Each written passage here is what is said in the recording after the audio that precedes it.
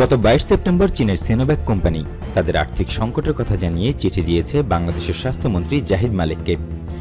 সেখানে কোম্পানিটি তাদের অর্থনৈতিক ক্রাইসিসের কথা জানিয়ে করোনা ভ্যাকসিন ট্রায়ালে বাংলাদেশ সরকারকে কোফান্ডিং করার জন্য অনুরোধ করেছে।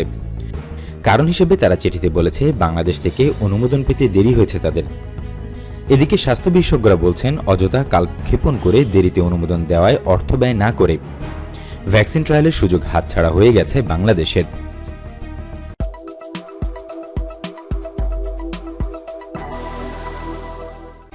এদিকে দেরি হওয়া প্রসঙ্গে স্বাস্থ্যমন্ত্রী জাহিদ মালেক জানিয়েছেন, যাচাই বাছাই করে অনুমোদন দিতে গিয়ে দেরি হয়েছে।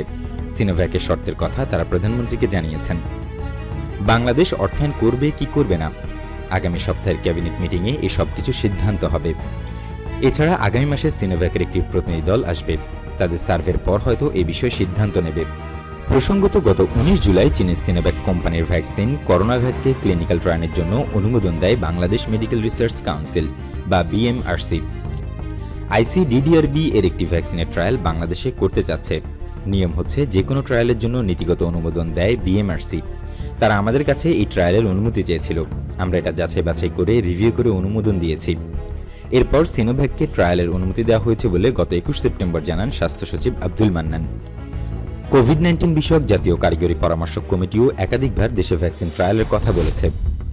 গত 22 সেপ্টেম্বর স্বাস্থ্যমন্ত্রী জাহিদ মালিককে দেওয়া চিঠিতে সিনোভ্যাক বলেছে, আমাদের কাছে যে ফান্ড ছিল তা অন্যান্য দেশে ট্রায়ালের জন্য বিতরণ করা হয়েছে এই মুহূর্তে, তাই বাংলাদেশে ট্রায়াল করার জন্য প্রয়োজনীয় অর্থ আমাদের হাতে নেই। আমরা এই তহবিল অক্টোবরের শেষে কিংবা নভেম্বরের প্রথম ভাগে কিছুটা সংগ্রহের পরিকল্পনা করছি। যদিও বাংলাদেশে ট্রায়াল পরিচালনার জন্য আমাদের তহবিল গঠনের যৌথ অংশীদার প্রয়োজন। ট্রায়াল শুরুর বিষয়ে সিনোভ্যাক জানিয়েছে, আমাদের প্ল্যান ছিল আগস্টের শুরুতে ট্রায়াল শুরু করার, কিন্তু অনুমোদন পেতে দেরি হওয়ায় আমাদের ফান্ড অন্য দেশে ট্রায়ালের জন্য দিয়ে দেই। একই সঙ্গে আমরা চূড়ান্ত অনুমোদন পাব কিনা তা নিয়েও অনিশ্চয়তার মধ্যে ছিলাম। বাংলাদেশে ট্রায়াল করার সদিচ্ছা ও এক্সটার্নাল এজেন্সির পরামর্শে আমরা the Coalition for Epidemic Preparedness Innovations সেপির কাছ থেকে তহবিলের জন্য আবেদন করেছি। আমাদের এক্সটার্নাল এজেন্সি তহবিলের বিষয়ে আশা দেখলেও 2 সপ্তাহ আগে সেপি আমাদের জানায় যে তারা সহায়তা করতে পারবে না। সিনোভ্যাক অনুমোদন দেওয়ার ক্ষেত্রে বাংলাদেশ দেরি করেছে কেন জানতে চাইলে স্বাস্থ্যমন্ত্রী বলেন, তাদের কথা তারা বলতে পারে, আমাদের ফর্মালিটিস রয়েছে, বুঝে শুনে দিতে হবে, আর যখনই এটা হয়েছে তাদের অনুমোদন দেওয়া হয়েছে। তবে স্বাস্থ্যমন্ত্রীর এই যাচাই বাছাইয়ের কথা মানতে নারাজ বিশেষজ্ঞরা। তারা বলছেন যে কোনো ভ্যাকসিনের প্রথম ট্রায়াল হয় অ্যানিমেলের ওপর আর এফিকেসি বা কার্যকর দেখার জন্য। দ্বিতীয় ট্রায়াল হয় এফিকেসি ও সেফটি বা নিরাপদ এবং সর্বশেষ সেফটি হিউম্যানের উপর। এখানে কিছু সমস্যা হওয়া ছাড়া মৃত্যুর ঘটনা নেই।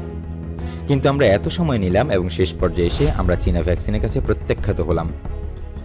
বিশেষজ্ঞরা বলছেন ভ্যাকসিন ট্রায়ালের অনুমোদনের কর্তৃপক্ষ একমাত্র বিএমআরসি। তাদের বিশেষজ্ঞ কমিটি অনুমোদন দিয়েছে, কিন্তু মন্ত্রণালয় এতদিন পর তাদের সিদ্ধান্ত দিয়েছে। এখন মন্ত্রণালয়ের ব্যাখ্যা দিতে হবে কেন তারা দেরি করলেন। করোনা মহামারী শুরু হওয়ার পর থেকে এই সংক্রান্ত প্রতিটি ক্ষেত্রে কালক্ষেপণ হয়েছে। এগুলো অপ্রয়োজনীয় কালক্ষেপণ।